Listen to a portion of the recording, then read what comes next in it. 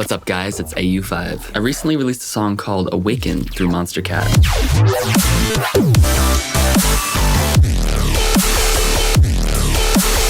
And the feedback has been insane. So today I'm going to be doing a walkthrough of the song, and I'm going to be revealing many of the techniques and strategies that I used to make this track. I also included a free download of something from this walkthrough, but you have to watch it all the way through to find out what it is and how you can get it. By the way, this video is sponsored by the Alien Weapon walkthrough that I did in collaboration with Nation. It's a full course where I break down my song Alien Weapon that I released on Excision's label Subsidia.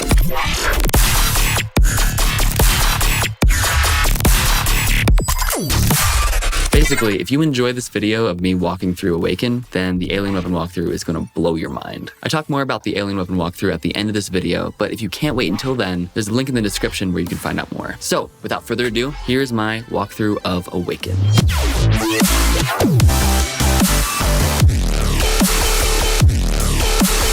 So the first sound that you hear is... So this guy right here, this is just all in Serum. What I actually started out with is a wavetable from Massive called Mellowfint. I was messing around and I was thinking, what kind of wavetable can I FM then have it sound good and not noisy? Yeah, I had a second oscillator and I wanted to FM this with the second oscillator. It sounds really harsh. What I could do is reduce the FM. Here's an interesting trick. I wanted to change the shape of this. I wanted it to be not so sine-y. I wanted to make it a little more sawy. I was playing around with the warp modes on just the sine wave, and I figured out that Bend Plus actually sounds pretty cool. I think I also had the band reject filter on either before or after, but what I'm doing is I'm automating the cutoff and the width. So you have sort of like a wider band reject width in the higher frequencies, and then they kind of pinch as they sweep down. I'm going to slow down this LFO. I added a sub. I used LFO2 to control the master tuning, so it actually like sweeps and pitches down. Typical effects. Dimension expander, and I'm also using one of these LFOs to modulate the mix on the actual hyper, which is creating extra width and detuning. So if I slow this LFO down to the same LFO, hopefully everything will be in sync. Yeah, so it kind of sounds like it's flying past you. OTT, the tuned flanger filter. This is just following the same LFO that is modulating the filter and the wavetable position. And then distortion. And now if I start speeding this up, it's just like a laser blast to the face. It's really just good for a one shot, which is how I used it. I like to render out bass stems from projects that I complete just to have in the bass jam folder in the archives. I just literally just ripped this from Activate, transposed it, adjusted the grain size a little bit, threw a FabFilter Saturn on it so it sounds a little brighter, crisper, and combined those two sounds. It's just like a really nice pre-snare sound. This next sound, which is just way too overdriven, but it sounds great. Gladiator chord stacks. I am using the spirit mode, but I'm using analog instead of bandpass noise. But it still gives it like a nice blend between noisy and detuned.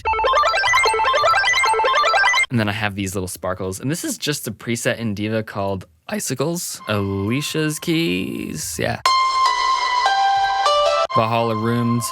And then mid-side OTT, some EQing out from that 2K area, and then some more glue compression. And I like to layer that with basically just a sine pluck. Oh, it's not just a sine pluck. So you take a sine wave, an operator, and then you create a bell just by modulating the modulator A with another sine wave, but set the coarse tuning to 4, and then just a pluck, and with all this reverb and stuff off. And then the Valhalla Room. It sounds way more distorted than like soloed than it is in context, but that's really the only way that it's gonna consistently punch through the drop and you'll be able to hear it among all of the other crap that's gone on. Yep, all these little glitch effects and stuff. This is just Activate basses. I'm really not doing much to it at all. I'm just finding the good bits and then sprinkling it in between. And then this sound right here, Let me bypass all the stuff that's going on here. That's actually the sound. That's not the original sound. Set it to texture mode, set the grain size really small, and then just transposed it so it sounds almost like a... It's definitely a zipper. I don't think I started out with it sounding like that before I started processing. A lot of times I'll throw the sound in, start processing, and then I'll change something earlier in the processing chain. And that's kind of how I sculpt my stuff.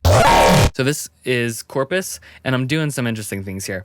I am automating the decay, and I'm also automating the tuning. And it's, if I bypass the detuning and just set it to the root note, it just sounds like Corpus on a zipper. I noticed that when you do some really intense detuning, like, cause I'm pitching this tuning up and then back down, it actually changes the resonance. It's not gritty enough. It needs to have like a bitiness to it. I know what note this is. This is a D, and I need to make it grittier without adding distortion because I don't want it noisier. I just want it to have more phase coherency in a way. I found a chart that told me what the note D is in hertz. And if you set the frequency shifter to ring, that's the ring modulator mode, which is really just amplitude modulation at 50% wet dry. I'm amplitude modulating this sound halfway. So as you can see, the mix halfway through the sound goes up to about 50%. And then I also add a little bit of drive to it. So it may go from this to this. You can hear that there's definitely like hard amplitude modulation going on. And that's because you tune it to the frequency of the note of the bass that you want to amplitude modulate. And that's just a really easy way to do that. Top it off with the disperser to make the top end a little bit juicier. EQ8, this is where the filter modulation's coming in. This first half you can't even hear, but this next part. Yeah, you can't even hear the first half. It's really just that crunchy end. Mid-side OTT, glue compressor. If I solo the basses,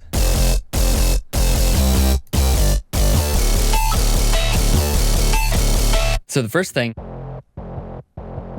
so this is that harmor that I used in the earlier section, except I bandpassed it because that's functioning as a layer. So it's really just this sound. And that is,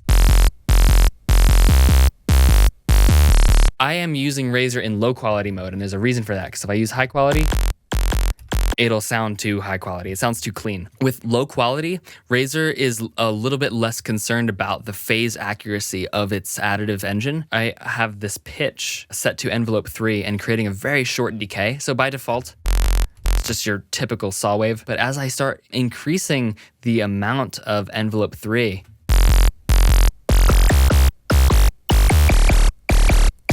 it really messes up the phase in a cool way. I have a sync dissonance effect as well. It's really just playing like a fifth harmonic. And then stereo spread. And then the saturator. That wasn't enough. Corpus. On pipe mode, just to kind of make it a little bit ringier and more just like fuller sounding. Fab Filter Saturn. This is really blowing out the top end, but it sounds nice. I'm just saturating the top using heavy saturation, and then warm tape for the mids, and then gentle saturation for the low. So it's like, and this harsh top end.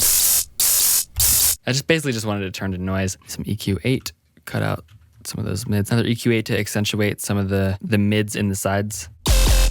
Then taming some of those harsh frequencies. Glue compressor to clip it, and then mid-side OTT.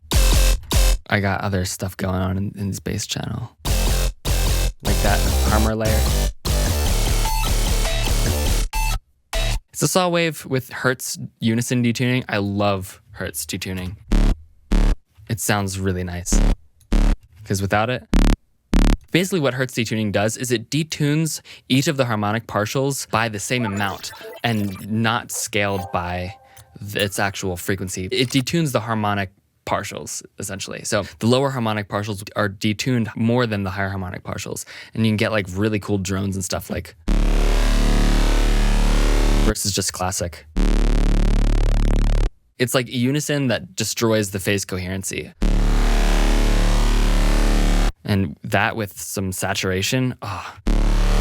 So yeah, some distortion, compression, harmonizer. I'm cutting out all the harmonics below the 5th harmonic in the saw wave. So by default, it's too sawy, but if you cut out like, start cutting out those low harmonics, it starts to sound real good. And then I also have this B section, which is really just a sub, because I cut out the sub in the A section, and then when you saturate them together, and just that nice thick sound. I'm not really utilizing that kind of sound. I'm affecting it in such a way that it doesn't really sound anything like that by the end. I wanted to accentuate a major 3rd harmonic in there, so that's why that's there. And then I have this sub crossover. So I have the sub coming through clean, but then the highs are being affected by Corpus, and I have it set to string mode. Make sure if you do this, you set your, whatever this is called, to full. Otherwise, you don't get the nice high-end harmonics. You get a nice metallic-iness when you have it set to full. And I'm just messing with the inharmonic and the transpose. You can get some really cool sounds out of it. This technique is actually what I use to create a lot of the blaster sounds in Activate. Oh yeah, Saturn just totally blowing out that harmonic. It's because I really wanted it to ring through. If I was using this bass standing alone, like not in the context of other stuff going on, I think I would have not processed it so hard. But yeah, and then mid-side and gate to cut out the little tail. The gate is actually cutting out the noise from FabFilter Saturn. For some reason, FabFilter Saturn produces this like low level of white noise, that Xylent-y turnaround. That sound that I just demonstrated with Harmer, I am using my Serum laser bass jam. I'm just hocketing some sounds with high pass filtering, overdriving it. But the real surround sound effect that comes from this glitch is really the hard panning that I'm doing on that sound. And then I'm also layering it with this operator for the last couple notes. And that is basically like an operator sync wave, which is really you are modulating a square with a saw wave and then just changing the level and the coarse tuning. By default, it'll sound something like this. Change the coarse tuning. Serum effects. I just have this synced free running LFO. Chorus. EQ. Yeah, I use this sound in other parts. I am using the Ubic G at this very last bit right here. You can make some really cool sounds with taking something simple and then just like using the global scaling in Ubic G to drastically alter the sound.